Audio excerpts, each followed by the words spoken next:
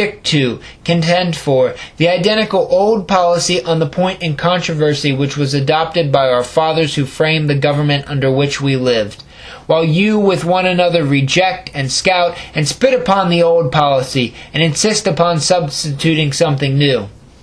True, you disagree among yourselves as to what that substitute shall be. You are divided on new propositions and plans, but you are unanimous in rejecting and denouncing the old policy of our fathers. Some of you are for reviving the foreign slave trade, some for a congressional slave code for the territories, some for Congress forbidding the territories to prohibit slavery within their limits, some for maintaining slavery in the territories through the judiciary, some for the gur rate principle that if one man would enslave another, no third man should object, fantastically called popular sovereignty. But never a man among you is in favor of federal prohibition of slavery in federal territories according to the practice of our fathers who framed the government under which we live. Not one of your various plans can show a precedent or an advocate in the century within which our government originated. Consider then whether your claim of conservatism for yourselves and your charge or destructiveness against us are based on the most clear and stable foundations. Again, you say we have made the slavery question more prominent than it formerly was. We deny it. We admit that it is more prominent, but we deny that we made it so. It was not we, but you who discarded the old policy of our fathers. We resisted, and still resist, your innovation, and thence comes the greater prominence of the question. Would you have that question reduced to its former proportions? Go back to that old policy. What has been will be again, under the same conditions. If you would have the peace of the old times, readopt the precepts and policy of the old times. You charge that we stir up insurrections among your slaves. We deny it. And what is your proof? Harper's Ferry, John Brown. John Brown was no Republican, and you have failed to implicate a signal Republican in his Harper's Ferry enterprise. If any member of our party is guilty in that matter, you know it or you do not know it. If you do not know it, you are inexcusable for not designating the man and proving the fact. If you do not know it, you are inexcusable for asserting it, and especially for persisting in the assertion after you have tried and failed to make the proof. You need to be told that persisting in a charge which one does not know to be true is simply malicious slander. Some of you admit that no Republican designedly aided or encouraged the Harper's Ferry affair, but still insist that our doctrines and declarations necessarily lead to such results. We do not believe it. We know we hold to no doctrine and make no declaration which were not held to and made by our fathers who framed the government under which we live. You never dealt fairly by us in relation to this affair.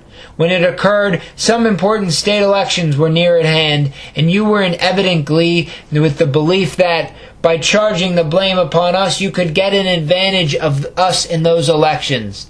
The elections came, and your expectations were not quite fulfilled.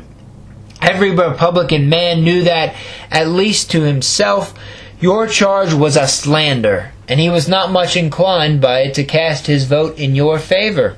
Republican doctrines and declarations are accomplished with a continual protest against any interference whatever with your slaves, or with you about your slaves. Surely this does not encourage them to revolt.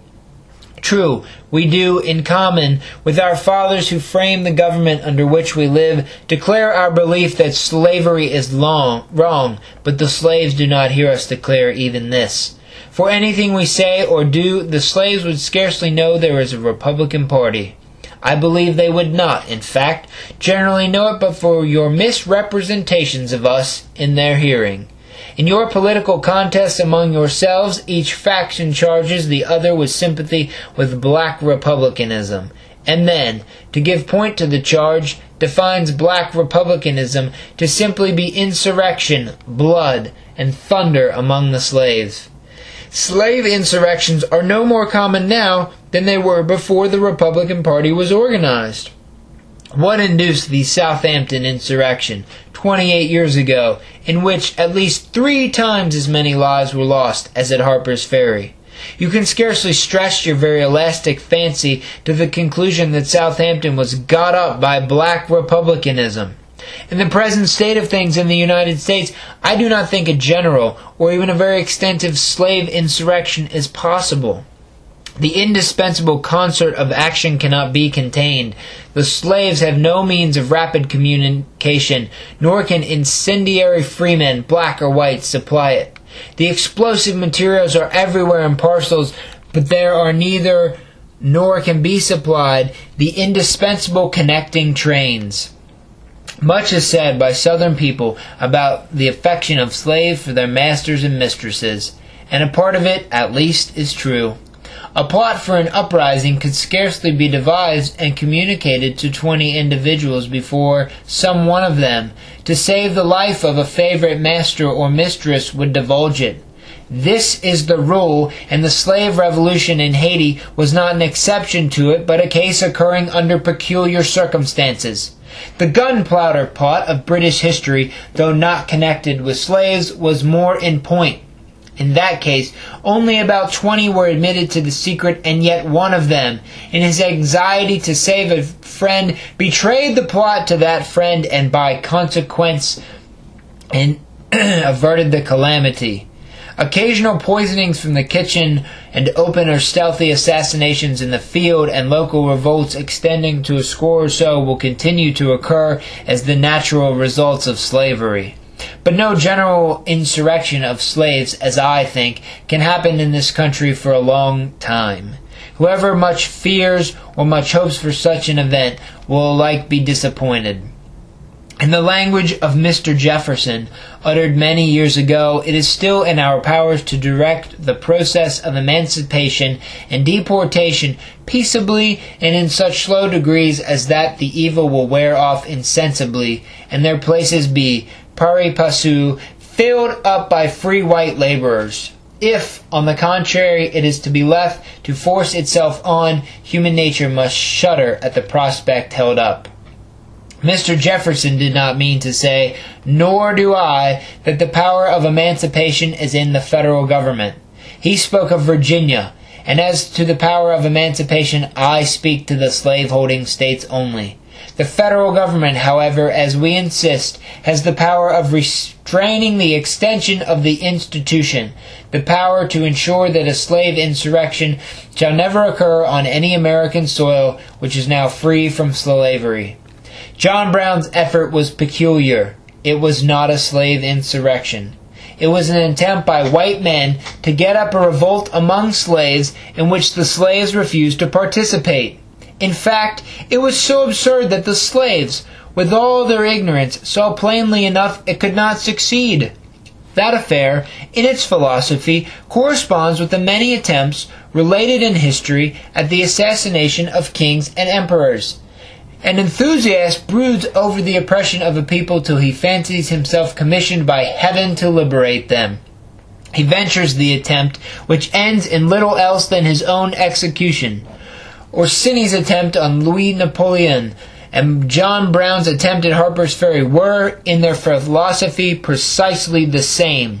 The eagerness to cast blame on Old England in the one case and on New England in the other does not disprove the sameness of the two things. And how much it would avail you, if you could, by the use of John Brown, Helper's book, and the like, break up the Republican organization. Human action can be modified to some extent, but human nature cannot be changed. There is a judgment and a feeling against slavery in this nation which cast at least 1.5 million votes. You cannot destroy that judgment and feeling, that sentiment, by breaking up the political organization which rallies around it.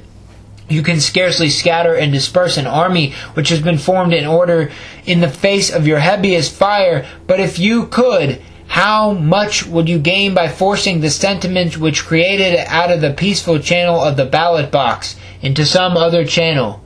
What would that other channel probably be? Would the number of John Browns be lessened or enlarged by the operation? But you will break up the Union rather than submit to a denial of your constitutional rights. That has a somewhat reckless sound, but it would be palliated, if not fully justified, were we proposing, by the mere force of numbers, to deprive you of some right, plainly written down in the Constitution. But we are proposing no such thing. When you make these declarations, you have a specific and well-understood allusion to an assumed constitutional right of yours to take slaves into the federal territories and to hold them as property. But no such right is specifically written in the Constitution. That instrument is literally silent about any such right. We, on the contrary, deny that such a right has any existence in the Constitution, even by implication. Your purpose, then, plainly stated, is that you will destroy the government unless you be allowed to construe and enforce the Constitution as you please on all points in dispute between you and us. You will rule or ruin in all events. This, plainly stated, is your language. Perhaps you will say the Supreme Court has decided the disputed constitutional question in your favor. Not quite so. But waiving the lawyer's distinction between dictum and decision, the court have decided the question for you in a sort of way.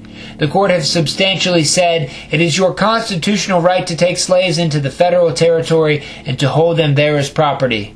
When I say the decision was made in a sort of way, I mean it was made in a divided court, by a bare majority of the judges, and they not quite agreeing with one another in the reasons for making it. That is, it's so made as that avowed its supporters disagree with one another about its meaning, and that it was mainly based upon a mistaken statement of fact. The statement in the opinion that the right of property in a slave is distinctly and expressly affirmed in the Constitution. An inspection of the Constitution will show that the right of property in a slave is not distinctly and expressly affirmed in it. Bear in mind, the judges do not pledge their judicial opinion that such right is impliedly affirmed in the Constitution, but they pledge their veracity that it is distinctly and expressly affirmed there. Distinctly, that is, not mingled with anything else. Expressly, that is, in words meaning just that, without the aid of inference and susceptible of no other meaning.